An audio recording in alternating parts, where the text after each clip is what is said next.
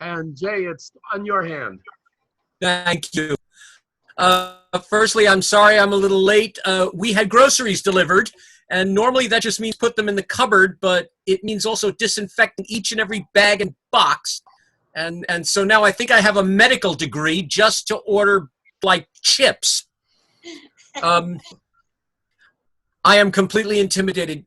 Joyce Bulifant, it is a pleasure to meet you, even in this strange science fiction cyber world. Thank you. I have to preface by telling you that you have audiences even in places you probably didn't know. I work a great deal with a channel that does horror movies, and I was chatting with them today, and they said, "What are you doing?" And I said, "Well, tonight I'm speaking with Joyce Bulifant." And I thought, because they're into horror movies, I was drawing the breath to explain to them who you are, and they all went, "Marie Slaughter? Really?" And they were all absolutely thrilled. So you have fans everywhere. That's so nice to know, especially on the horror shows. How are you these days?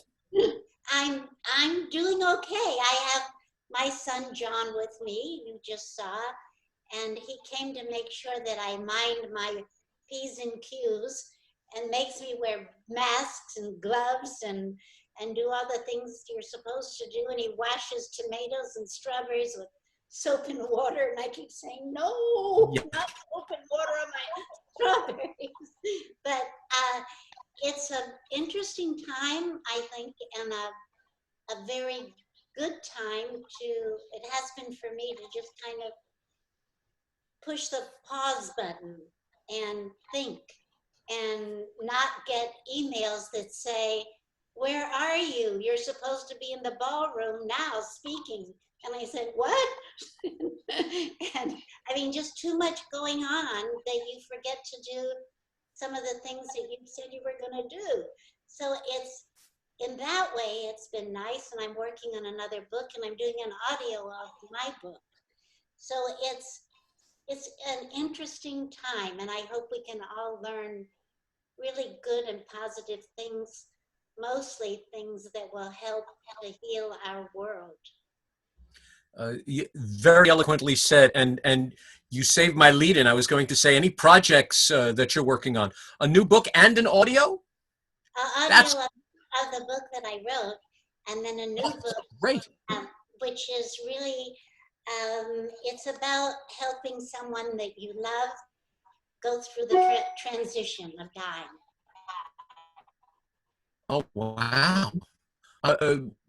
Can I be nosy and ask what prompted you to write such a piece? That's brilliant. What was the impetus behind that?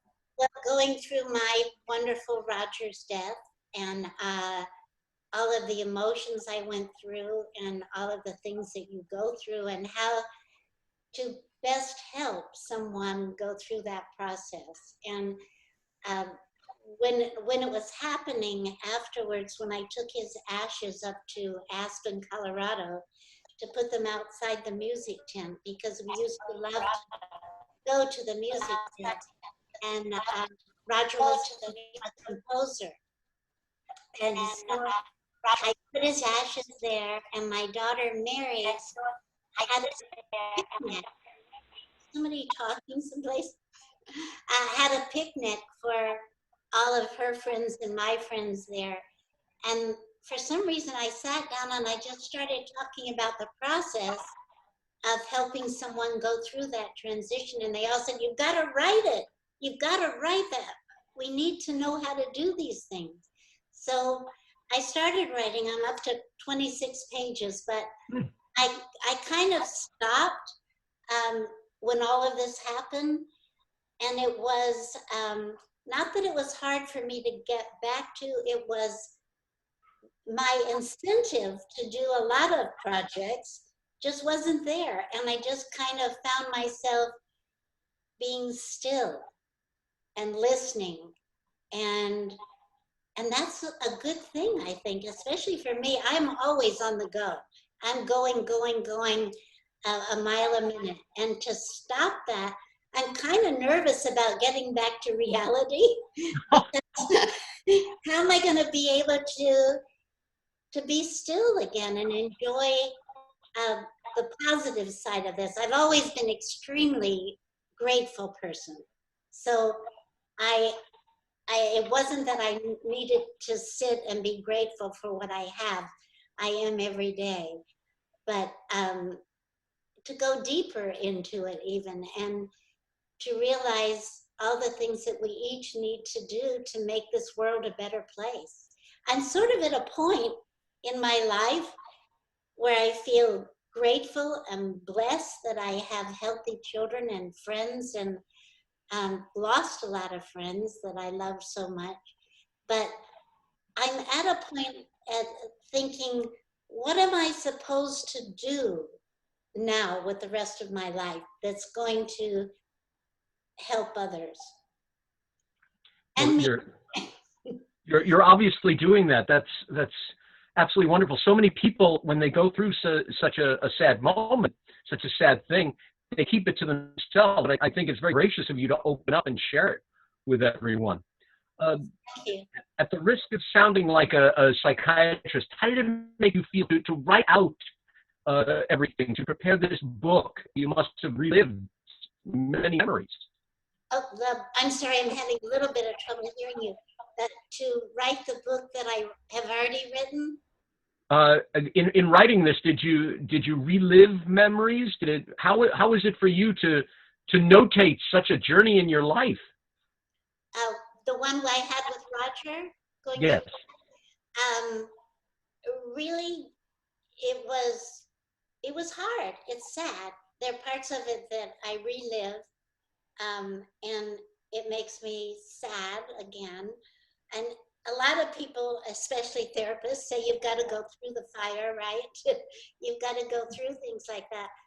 But I went through an awful lot of deep sadness. This is a man that I was in love with for many years, and we met in 1956, and I was not happily married, and he was separated, and we didn't ever express this love for each other. But it wasn't until the year 2000 that we got together, and 2002 that we got married. So it's an incredible love story, and we never had dinner without holding hands and saying, thank you, it's a miracle that we're together. We appreciated it so much. We should learn from you on so many levels. Just your opening remarks about how this is a time to just reflect. At the beginning, I knew so many people who were panicking. They didn't know what to do, and everything was terrible. But I'm hearing that a great deal now, where people are saying, "Okay, I'm relaxing. I read this book. The sky is clearer. I called friends. Even we had a surprise party for my 79-year-old aunt." And suddenly there were relatives from all around the world up here on Zoom, and it was a joyous experience. So I guess we have to find the joy amongst this, regardless. There's a lot there. A lot of take too much for granted. And now we're finally having it in our face to maybe appreciate it finally. Yes. You said you go a mile a minute. You normally are 24/7. When I was looking up things for my remarks to you, I knew immediately. I said, "Oh, the Mary Tyler Moore Show." So I'll talk about that. And then I'm noticing this list. Talk about 24/7 of your TV credits. Oh my God, you were there at all of the golden age of television. How was that? You know, we talk about these programs with such distinction. How is it to live through that, to be part of that right there? Well, you know what I loved about that time is that it wasn't run by money, by corporate people. It was run by people who knew the business, who were artistic. I have to be careful. I have an autistic grandson, and I always say, who are autistic? I mean, artistic.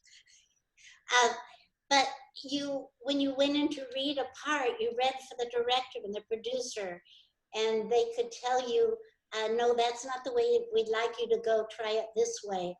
And the writer was there, and they got a sense of who you were and what you could do. And now to go in to read for a role, you read lines and somebody's filming you and you don't know what they want and you don't get any direction. You just go in blindly and read, not even with another actor.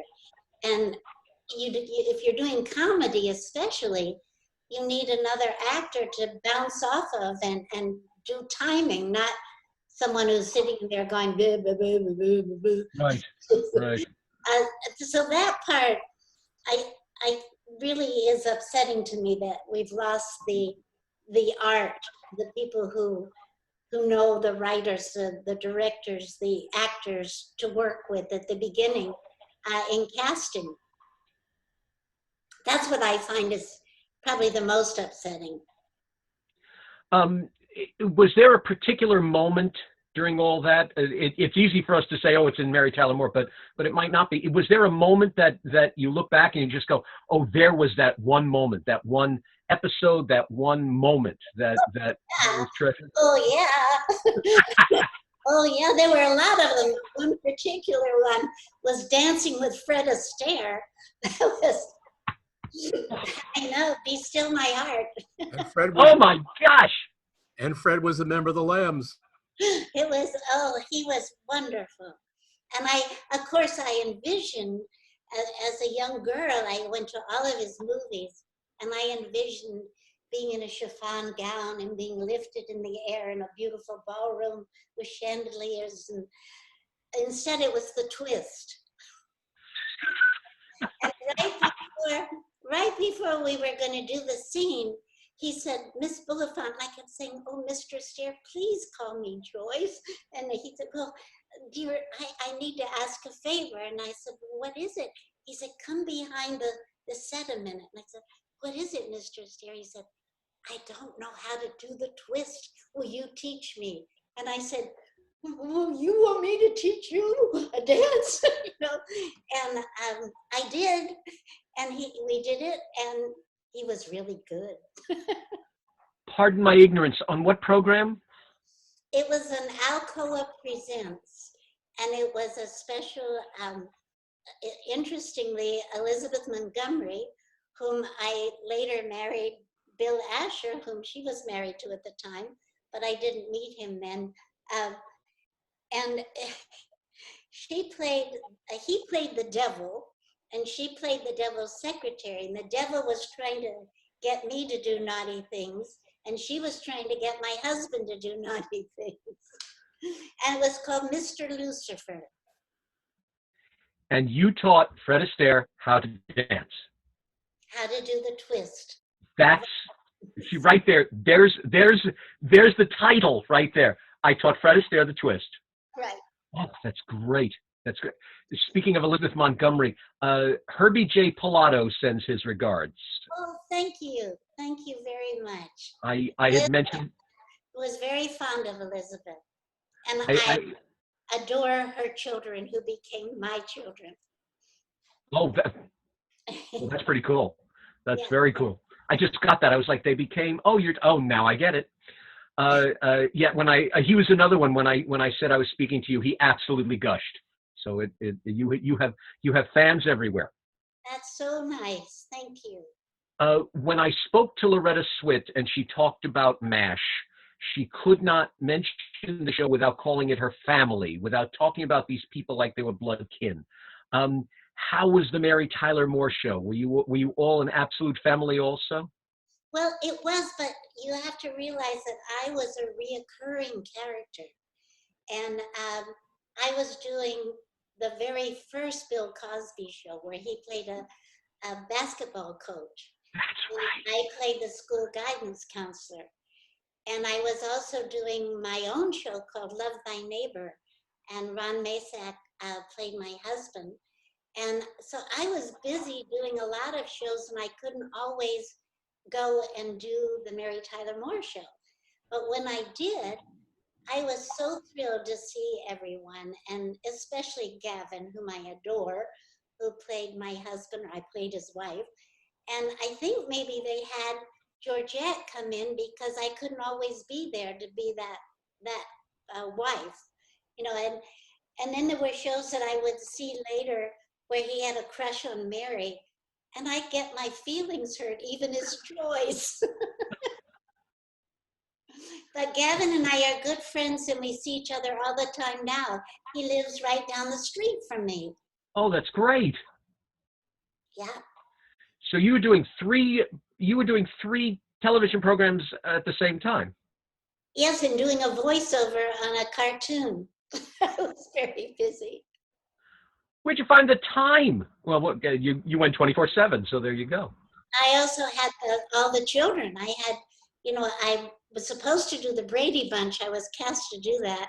But it's a good thing I didn't at the very last minute. I mean, the last minute. The East Coast decided they wanted Florence. But that's okay because I had my own 8 children to take care of, for real. Oh my gosh. I was figuring a ginger way of asking because I thought that's a great piece of trivia that you were the original Mama Brady. Yes, I was. And the Sherwood Schwartz was so sweet because he really wanted it to be more like the Lucy show instead of the Donna Reed show, and he fought tooth and nail for me. I was wardrobe. I was ready to go to work on Monday. And New York said Florence had become available and they wanted her. But she was great. I mean, it all worked out just the way it was supposed to. Oh, of course. You only had 3 shows going on at a time, so yeah. But I could have been a very wealthy lady now. But I am in so many ways, You are historic. Like I said, whenever I mention your name, there's someone who's gushing. So yeah, you are wealthy on that level for sure. Now you saw the Great Golden Age, and you've seen what the impersonal world that we have now. Where are we going from here? Thanks to this, I'm hearing people either say we're going back to the good old days, or everything's going to be cyber. The amount of opinions are more than the children of the Brady family. What do you think is going to happen when the doors come swinging open? What's going to happen? It's a very interesting question. I think the most important thing is to not forget this period, not to just go on and say it didn't happen or remember what we were feeling or what we need to do, as I said before, to make things better. But I've read that certain theaters are taking out half the seats so that there's distancing. I've read that. And then John told me the other day he read that studios are thinking about renting whole hotels and putting different aspects of productions on each floor. I mean, it's going to take a lot of imagination, a lot of courage to get back to where we were. But I guess once we have the vaccine, which I keep praying for, once that we have that, then we can sort of ease our way back into some sort of normal way of doing things. Now, you were around for 2 very important normals. I'm crossing my fingers. Do you think it's going to be the normal of the Golden Age or the normal of the modern age? Do you think we're going to learn our lesson and maybe the director and the producer and the writer will be there at auditions again? From your mouth to God's ears. I do wish that would happen because I think that's the talented people should be in charge of the talent and the money people should be in charge of the money. The moment I saw a theater, because I work with a lot of live theater, and the moment I saw the Snapple Theater and the American Airlines Theater, I just said, okay, great, they're paying for it, but there's something wrong here. So I completely agree with you. Yeah. Art and money to church and state. Yes, exactly. Fellow lambs, any questions that have sparked within you from listening to our conversation with this wonderful historic actress? Historic? Oh my God, I sound like a dinosaur. Well, Joyce, I have the advantage that I read the book, and I must say that there's a film in this because we're part of the baby boomers, and it's a romantic story. And I think it's time for romantic stories of certain age to be told. And I didn't see the ending. I mean, when I came to the ending, oh wow, which I'm not going to say what it is. I think it's a love story of a woman maturing, which is, I think there's a film there. So I think it's a series. right, exactly. But I think it's Don't you? really, it's a very romantic story in a way. Yeah, that it is. It is very romantic. I mean, I couldn't put it down, And of course, we have to mention that your mother-in-law was Helen Hayes. Yes, she was. And we were very close, as you get, I think, in the book. I do a show, a one-woman show called Remembering Helen Hayes with Love. Hmm. And it's about our extraordinary relationship, which was very loving and like a roller coaster.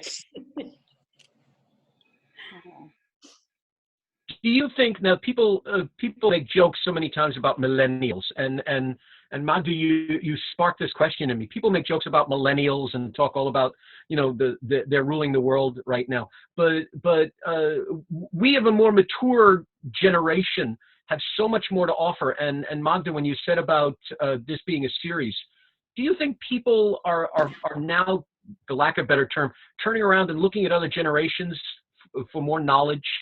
You think it's time? Well, darling, I certainly think they should. I completely agree. Right. No, I only can speak for myself. I love seeing mature love stories. And I don't understand this generation of hooking up or being intimate with somebody, and if it works out, okay, then I'll learn who you are. I just don't get that. It's funny you say that. George Carlin had a great routine where he said, okay, you're all arrogant, but what happens when they pull the plug?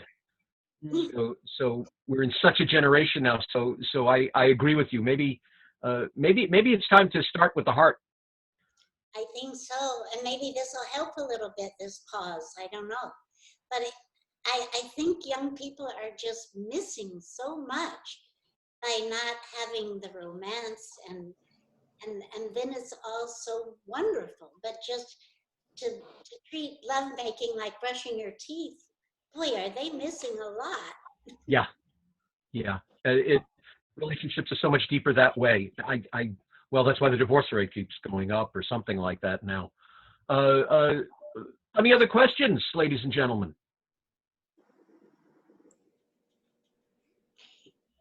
I have a question. Yes, sir. Hi, Joel. Hi, Joyce. You played a lot of different kinds of parts and in plays and films and television.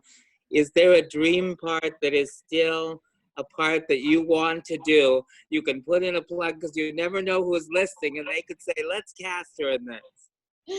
Oh, you know so well what I love to do. Thank you for that question. I have been dying to do the Glass Menagerie because I'm from the South. Originally, my mother, my grandmother, they were both Virginia ladies, and I just identify with that character so much. I'd love to do that. I really would. Is there a type of role that there's a story of Vincent Price, who was a matinee idol for years, and when he began doing, and I circle back to this, when he began doing macabre films, he was thrilled because he finally got to play the heavy. Is there a style of role? Like, have you always wanted to be the villain? Is there something that you just love to tackle in that way? Oh yes, of course. I think I started off being a dramatic actress, and I studied at the American Academy of Dramatic Arts, and I did a little bit of Shakespeare, and I did a play with Eva Le Gallion, and I love getting into. I think every comedic actress, particularly, wants to do something of a more serious nature. And I guess probably one of the reasons is because we don't always get to show that side of ourselves at home or even to the public. But if you're going around trying to make people laugh, it's usually because you had something maybe sad that you're trying to cover up.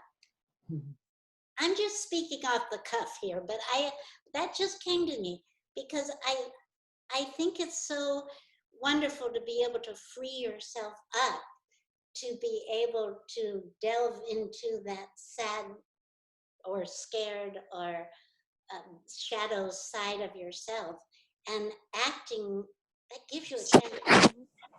Oh, for sure. Ever want to do more Shakespeare? Just a little bit. I played just a few lines from Juliet. Would you want to do a whole Shakespeare in the Park or something like that? Fun, wouldn't it? Mhm. That'd be fun. Yeah. Joyce, another question I have. You talk about being dyslexic. Yes. And what amazes me is that you're writing. Now, I just saw the interview of Hans. Henry Winkler. Yes, and he's dyslexic, right? He's dyslexic. He was talking about it, and he's writing. It's amazing to me that you're taking what you have and being able to overcome it and write. How's that? Is it hard to write for you? No, it kind of pours out, but you wouldn't want to read what it pours out. You wouldn't be able to read it. Roger, when I was writing the book, I kept saying, honey, how do you spell? How do you spell? And I have a way of putting the subject at the end of the sentence. I do everything a little backwards, and I started writing in longhand. You want to know how long it took to write that book? Yes. How long? 24 years. Oh my God. Well, the next one better be shorter. It did. But I mean, the first one was taking a legal pad and writing, and I've got arrows all over the place going, no, this belongs here, like that. And then I dictated it into a dictated thing, and that was the second draft, and then, or really the third draft. And then when that would come back, then I'd rewrite that. I mean, it went on and on. And then the first name of the book was the first title was Home Sweet Home, Where Is It? Because I lived in so many different places and so many different homes. And then when towards the end of writing the book, a friend called, and he's a producer, and he said, I got the title for your book. And I said, what is it? And he told me, and I said, that's disgusting. I said, that's terrible. I would never title my book, My 4 Hollywood Husbands. That's just awful. Great title. Great title. A couple of weeks went by, and I said, yeah, but you know, it might sell books. It does. My gosh, so many people have bought it. I'm thrilled. I'm overwhelmed. But mostly, I'm thrilled that it's helped people who are dealing with codependency and alcoholism, because that's a big theme of the book, besides the love story. Wow. And dyslexia. I went off, boy, I'm like somebody I know. I went off the subject. I deflected. I don't know, somebody in politics does that. Anyway, in writing, doing the reversal and not being able to spell, it's much harder, but the content just pours out. I never look at a blank page. When I print it out, I might not understand it or be able to read it, but it just pours out. That's very European to put the subject last. If you ever listen to someone who is someone translating in their head, they'll always be like, he's good, your brother? As opposed to, how is your brother? Or something like that. It always, the subject switches. You said codependency. If I can be nosy, how do you deal with that? I won't say a new situation, but it's the analysis of it, the working through it now has become very important. How do you deal with such a thing? Well, you're not asking an expert, but you're asking somebody who's been there over and over and over again. That makes you an expert. I married all alcoholics, and Roger had been sober for 4 years when we got together towards the end, and was sober for 20 years, 23 years, I think. And I respected him so much for that. But I had learned a lot by then. And if he hadn't been, then we wouldn't have been able to get married, because I got smart. I got a little smart. You know, I didn't quite understand it, but I think for me, it had a lot to do with a misplaced ego. I thought that people who were sad, that drank because they were sad, they were escaping, and they didn't feel loved. And if I loved them, they'd be fine. Doesn't work that way. It just doesn't. So that was my misplaced ego. And Mariette Hartley gave me a book called The Co-Alcoholic. And when I read it, I mean, each page was written about me. And I realized that I fed into the disease of alcoholism. And I learned that being codependent means helping someone else when you are hurting yourself. Does that make sense? Yes, completely. Okay. Again, that's very enlightened of you to find that. It's I know several codependents, and they battle the notion of is it that am I doing bad? Am I doing good? Am I wrong? Are they wrong? So for you to find that avenue is really quite wonderful. If you read my book, you'll see it was not an easy journey. Yeah. Not easy. Pardon me. Yeah, 4 of them. Yeah. Okay. Yes. That's Actually,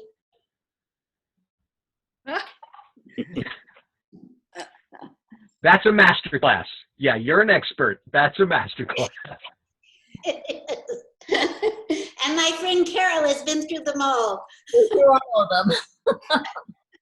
And she still stayed my friend. Yes. Oh, she should unmute her. Oh, can you? Okay. Yes, I lived through all of them, and I'm just waiting for the next chapter. Carol. Joyce, another question. Yes. Have you seen alcoholism while you were working with other actors, and how did you feel about when you knew? Have you seen actors on the set having a problem? Like I know Dick Van Dyke had a alcoholic problem, and It's funny you mentioned Dick Van Dyke, because Fred Silverman, when he was head of NBC, he wanted Dick Van Dyke and me to do a series. And I went to the meeting, but Dick Van Dyke didn't show up because of that problem. And Bill Asher, husband number 3, he said, he called it the Dick Van Dyke-less show. Oh, wow. And actually, to answer your question, no, but you have to remember that I was very naive about drinking and not recognizing it. Oh. I would always find a reason that if somebody wasn't up to par, but I don't remember ever thinking, oh boy, they've had too much to drink, you know. I have a question for you, Joyce. Yes. You mentioned Fred Astaire. Who were your favorite co-actors? Who did you like acting best with?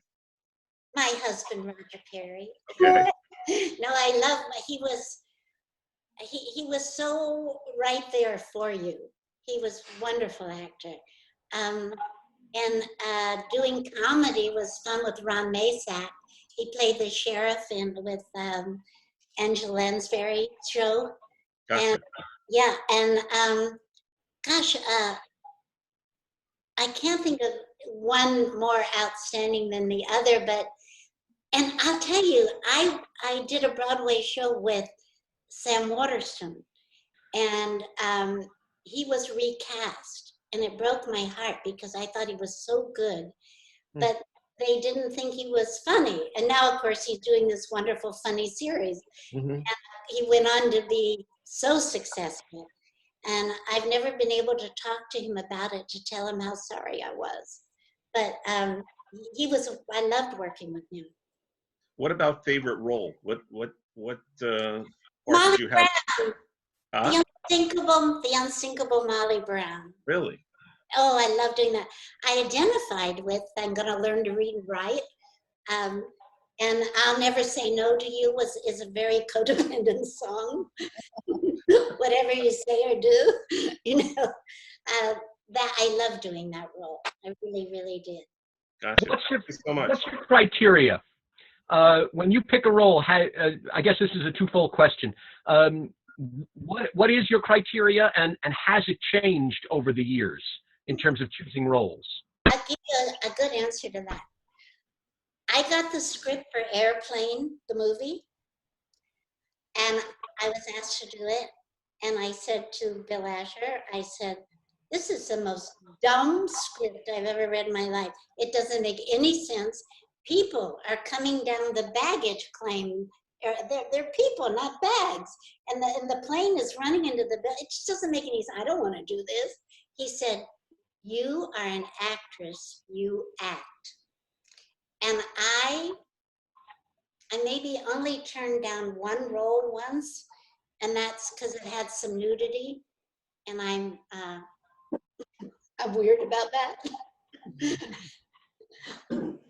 So I think that's what we do. We act, and you can learn something from every role you do, big, small, or indifferent. I like the big ones though. Tell us about your Broadway shows. You tell us about your life on Broadway. Well, the most exciting thing in the world.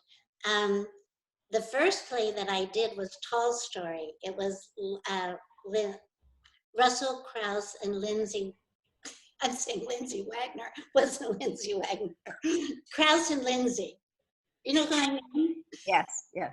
Thank you. Yes. I'm having a dyslexic moment, not an adult moment, but talk about lucky. I left the American Academy of Dramatic Arts. They did a third year, and you were invited to go and perform on the road. And Worthington Minor was the director. And I went right from that into a Broadway play. And it was to play a small role and understudy the lead. And they were interested in my doing the lead, but I didn't have any kind of credits in television. And the person who got the role, the lead role, had been in a soap opera. And I didn't have any kind of credentials like that. But it was a wonderful experience. But how lucky, one of the teachers from the academy suggested that I try out for the role. And I did, and I understudied, and it was great. For 6 months, I did that. And then I was married to Jimmy MacArthur, then James MacArthur, and he got a role in Europe. And I always went with family first. I mean, theater was my greatest love. And then later in 1960, I think it was, I read for a play called The Paisley Convertible, and I got the lead, and it was on my birthday, and I was so excited.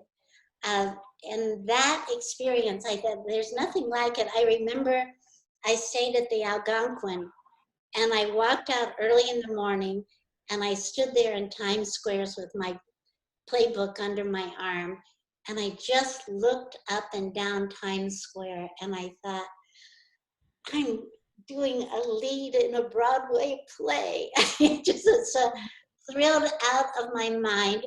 And behind me came Jed Allen, who was in the play, and he came up behind me and he said, "You looking for a theater, little girl?"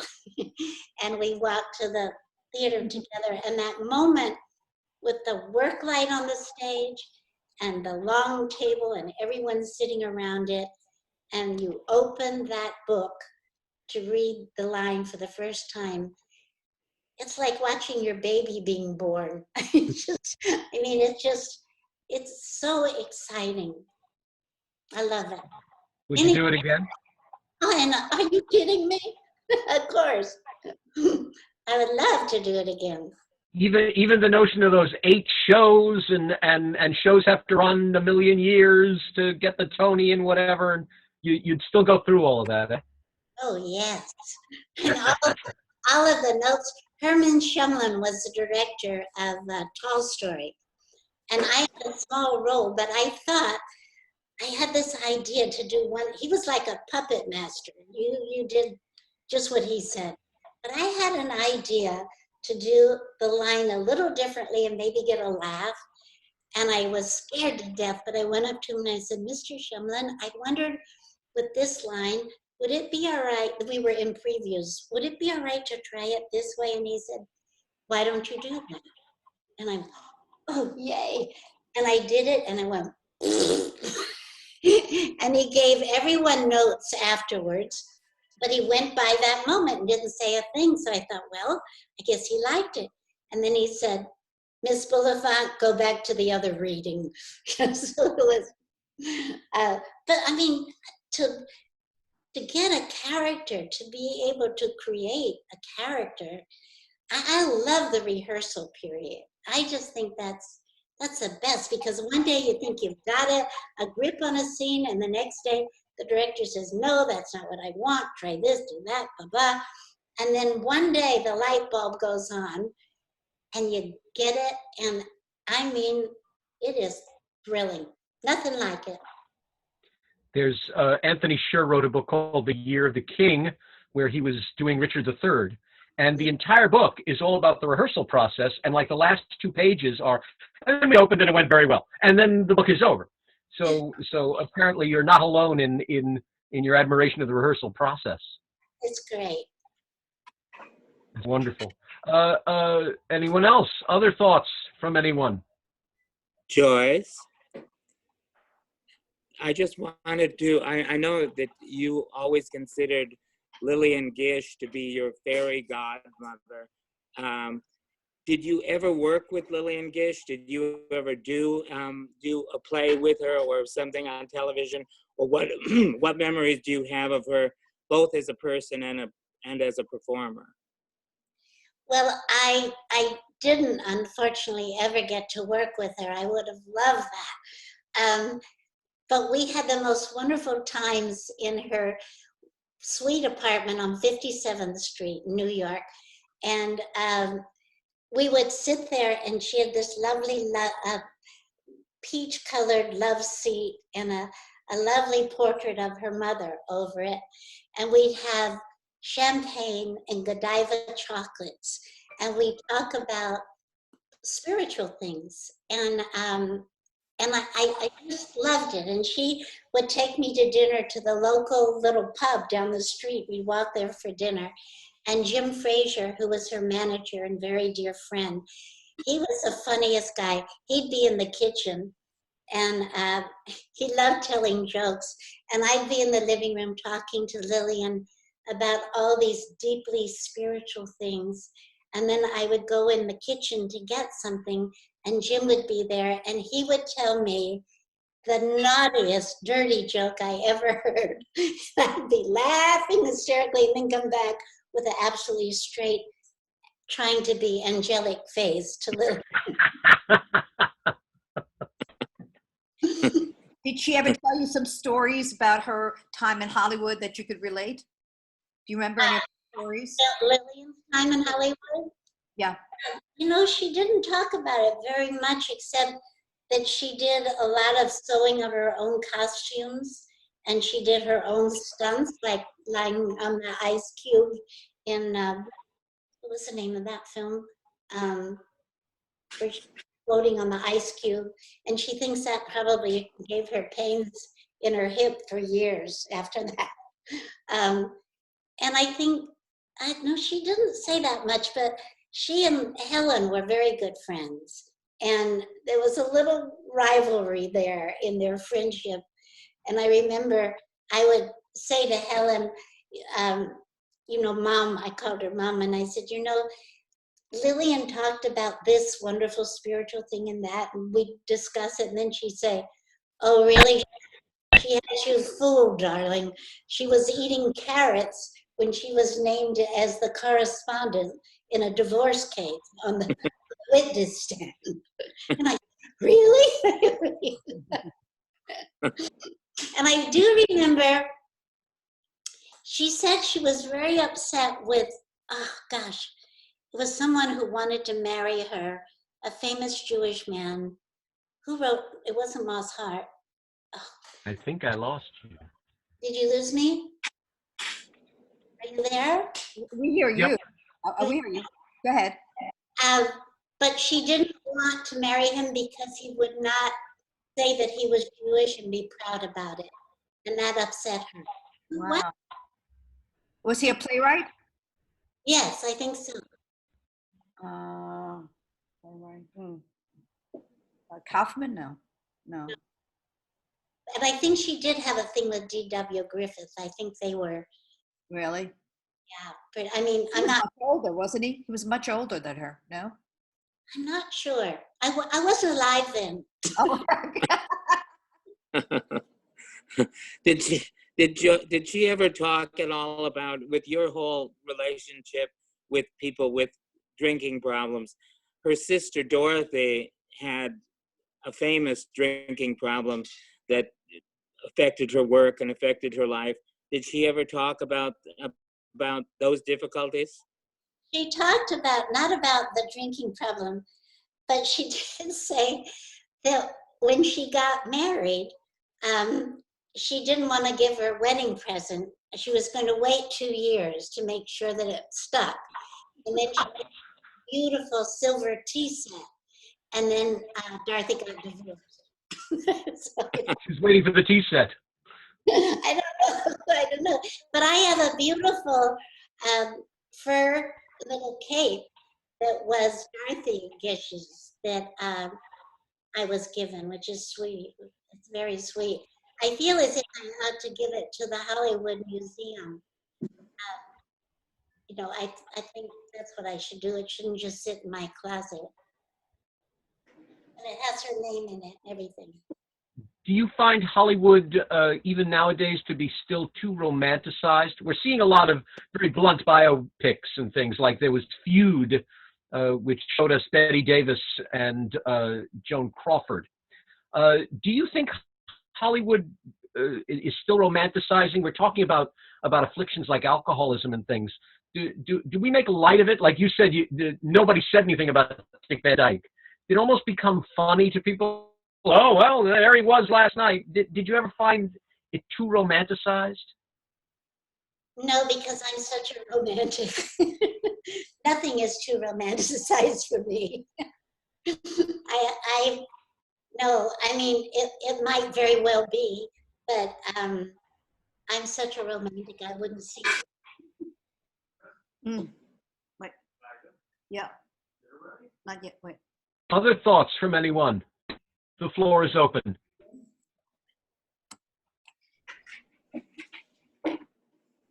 Okay. One more question. When you were writing your book, how did you remember everything? I can't remember what I had for breakfast. How did you put it all together? Did it just come to you, or you looked at pictures or talked to people? I have incredible recall for places and moments and things. By the way, the book ended up being over 700 pages. It was edited way down. And when the editor started editing it, I kept feeling as if my right arm was being cut off. Pieces of me were going away.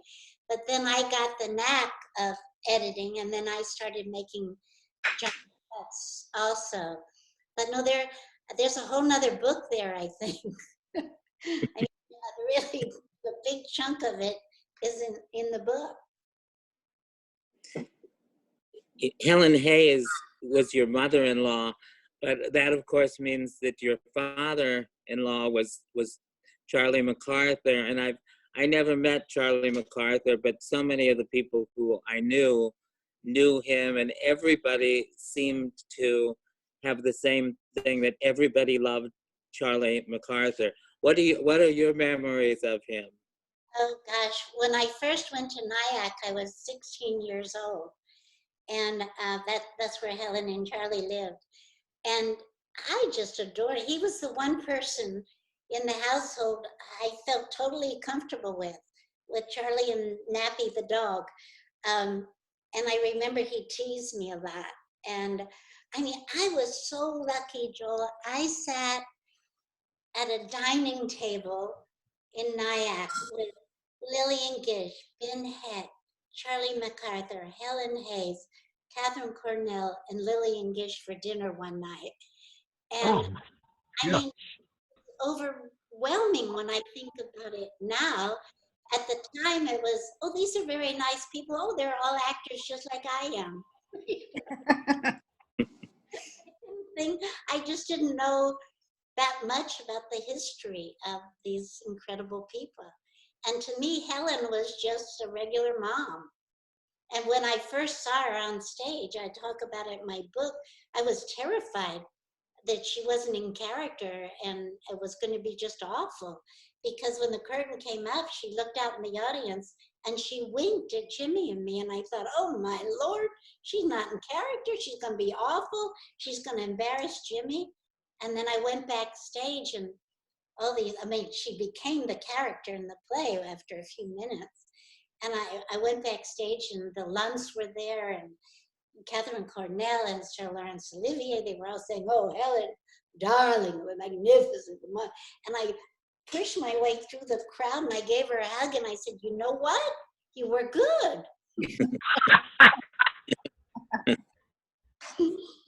Oh, well. Do you have aha moments like that? Do you have aha moments where you're just sitting down and you just go, wait a minute, Helen Hayes, Lillian Gish, Laurence Olivier, and you suddenly say, what was I part of? Do you have those moments where you just say, wow? Yeah, I mean, really, as I said at the beginning, I am so grateful. I've had the most blessed, grateful life. It started off a little rough, and with being in orphanage and in foster homes, and maybe that made me more grateful. I don't know, but I feel so grateful, so blessed. So, I mean, there've been real ups and downs, but with every down, there came an up, and I learned a lot along the way. It's amazing to be older and to look back and go, wow, what a ride. Now, any of the children following your footsteps? Well, John, only John, my youngest son who's here, he's an actor and a director and a writer. And he's done several films. His first big one was with Kurt Douglas and Lauren Bacall and Dan Aykroyd. Whoa. Wow. But very talented. And of course, this is a very rough time for anyone in the arts. It's, I don't know, when things are going to be okay, but they will.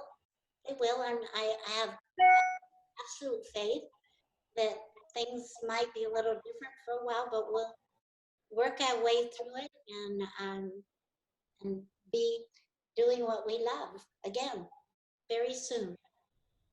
Actor, writer, and director. He is definitely taking after you right there, that he's working 24/7. How's that feel? How's that feel when you see him work? John, I should get John here a minute for you. Oh, that'd be great. Yeah, that'd be great. Hold on. Two for the price of one. There you go.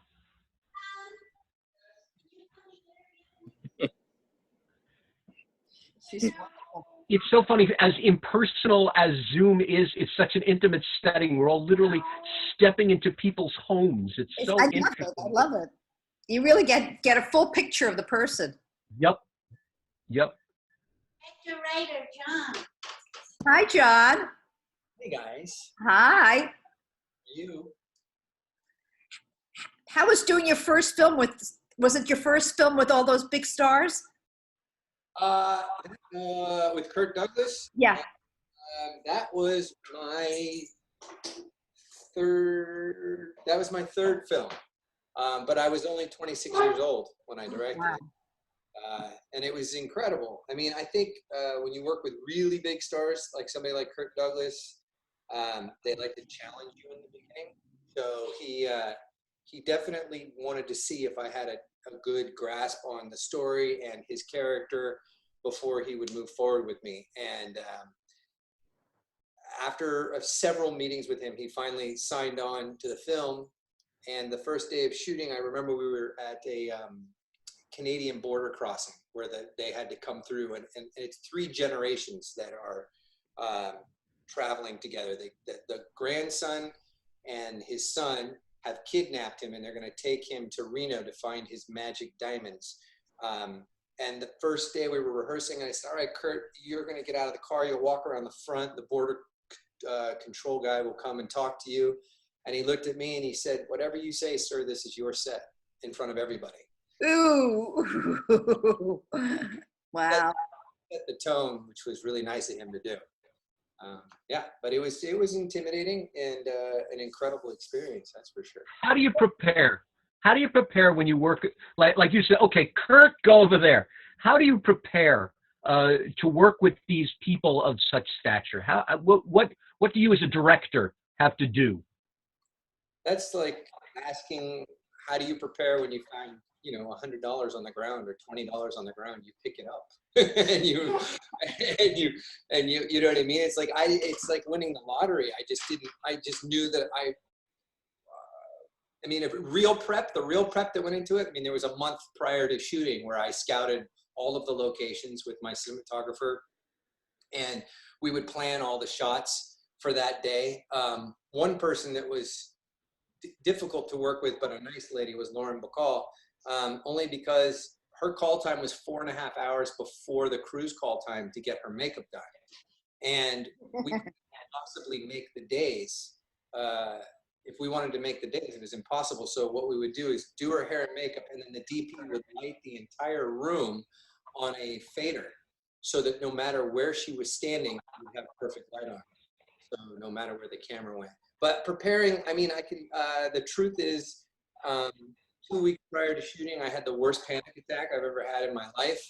I quit drinking coffee because I read a book that said, is there anything stimulants? And I was like, no, I don't take any stimulants. And I was like, oh my God, coffee. So I quit coffee. Now I'm back on coffee. But quit coffee, and then What is the name of the film again? Diamonds. Diamonds. Okay. I had the interesting experience of working with Harvey Weinstein. Ooh, tell us. Oh, Yum, dish. Yum. I can tell you how I derailed my career. I finished the movie, and then Miramax gave me a 3-picture deal, which is something that was kind of unheard of, kind of that late in the game. It was just the beginning of the mid-90s, right? So 96. And they gave me a 3-picture deal, and I had a manager that handled me as an actor. And he said, I read these scripts that Miramax sent you, and I don't like any of them. I think you should pass. And I was like, really? And he said, yeah. So I fly out to New York first class. I'm eating hot roasted. And I go to not the Waldorf, but the W Hotel. And I have this big suite, corner suite overlooking the city. And I was like, this is incredible. And I went to Miramax the next day, and I sat with Harvey, who was smoking constantly, and he had an ashtray that he would pour Diet Coke into the ashtray to wash out the ashes. And then he said, all right, kid, well, we did a good job with Diamonds. What do you want your next film to be? And I said, well, to be honest with you, sir, I don't like any of these. And he said, what? And I said, I just don't think one of these is going to be my next film. And he picked up the ashtray and he threw it at me. Whoa. Magic words, you'll never work in this town again, which is right. And then I left the building. I called Ken. I was like, what did you do? He threw an ashtray at me. And he's like, don't worry about it. We'll get you a deal someplace else. And I went to the hotel, and my bags were sitting in the lobby. They had checked me out of the hotel, and there was a taxi waiting to take me to the airport. Wow. My discovery that my first class ticket had been demoted to coach. Whoa. Oh my God! Whoa. Well, I guess you're not visiting Harvey in jail. You asked me about romantic Hollywood. Wow. I was about to say, this is so cinematic. It almost seems like it should happen in 1935 somewhere. Wow. Yeah, it was a good learning. It should be in your next movie. That's being alone. Yeah, Are you working on something now? Are you working on anything now? yeah, I mean, I'm always working on something. I'm trying to figure out how is this ball going to start rolling again. And I read an article, I think it was in Deadline or Variety, about the pods and how some productions think that they're going to rent an entire hotel, put everybody in the hotel for 14 days, and then start shooting. I just don't think it'll work because the director and the producers have to travel from pod 1 to pod 2 to pod 3. Like you don't, I don't know how. I guess you could do it like this, but then once you're on set, I don't know. I don't know what that plan is. So I made a movie that's supposed to come out on Amazon Prime next month called Somebody Marry Me, which is a romantic comedy that I shot entirely in one take. Wow. Camera angle, one take, and it's 7 locations with driving. It's incredible. So in my head, I'm thinking maybe I could write another one take film, and that would be a way to minimize the amount of time production has to be on set, because we would rehearse everything in a theater, and then we would go to the locations and rehearse for 1 week, and then we'd spend 1 day shooting the one shot, and then we're done, we're out of there. So it would be a fast way to get productions done. Well, I hope it works out. You too. That's great. Well, we'll definitely look out for it. Ladies and gentlemen, we're going to wrap up shortly. Does anyone have a question? Joining us. Does anyone John, have any further questions for John. either Bulifant? John, have you ever directed your mom in anything, and what was that like? I've directed my mom in lots of things. I try and put her in everything. I stole that idea from Martin Scorsese because I feel like it's good luck, but maybe it's not good luck. I don't know. Oh. Oh! I'm kidding. I forgot she was right behind me. No, I put her in a movie called Dirty Love. Oh, no, you don't have to. Yeah, No, they no. can see that one. It's ridiculous and over the top, very ridiculous. No. Oh, please, you did it. I didn't want to do it. You did it. Yeah, see? So Dirty Love, chick flick, Diamonds. And then most recently, I put her in a movie called Tooken, which is the spoof on all the Liam Neeson movies, the Taken franchise. I thought it would be fun to go back to the old school way of doing things, the way the Zucker brothers did it, which was brilliant with Naked Gun, and I really wanted to emulate that style. The movie got panned really hard, but when we did the test screening, it got a 98. Wow. We had 3 characters listed on the, who is your favorite character? And people were writing this lady's name in the thing, saying, Oh. brilliant. So if you get a chance to see it, I think you can see it on Netflix still, and iTunes, and on Amazon Prime. It's called Tooken, Tooken, and she's brilliant. She's got a wig on with gray curly hair, and she plays Liam Neeson's mother, and she's hilarious. It's really fun. Well, that's great. There you go, Joyce. You finally did your airplane. Right. Like airplane. Mark, do you have anything you would like to add in conclusion? No.